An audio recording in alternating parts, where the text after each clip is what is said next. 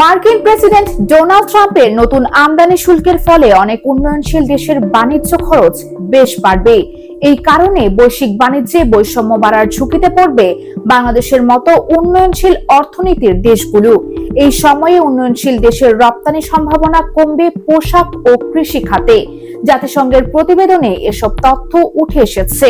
প্রায় এক শতাব্দী ধরে অপরিবর্তিত বৈশ্বিক বাণিজ্য ব্যবস্থায় বাংলাদেশের ক্রমবর্ধমান অর্থনীতি ট্রাম্পের শুল্ক আরোপে বড় ধাক্কার মুখোমুখি পড়ছে।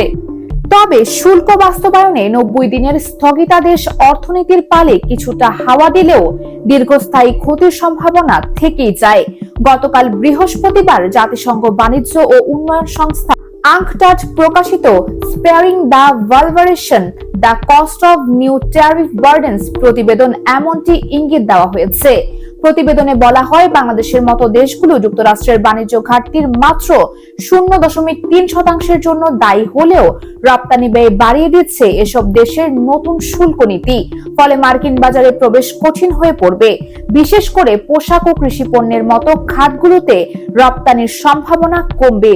যুক্তরাষ্ট্রের আমদানির উপর 10% হারে সার্বজনীন শুল্ক আরোপ করলেও জুলাইয়ে দেশভিত্তিক অতিরিক্ত শুল্ক কার্যকর হবে। এতে করে বাংলাদেশের মতো দেশগুলোর আমদানি শুল্ক বেড়ে 44% হতে পারে, যা দেশগুলোর অর্থনীতিকে ঝুঁকিতে ফেলতে পারে বলেও প্রতিবেদনে পূর্বাভাস দেওয়া হয়েছে।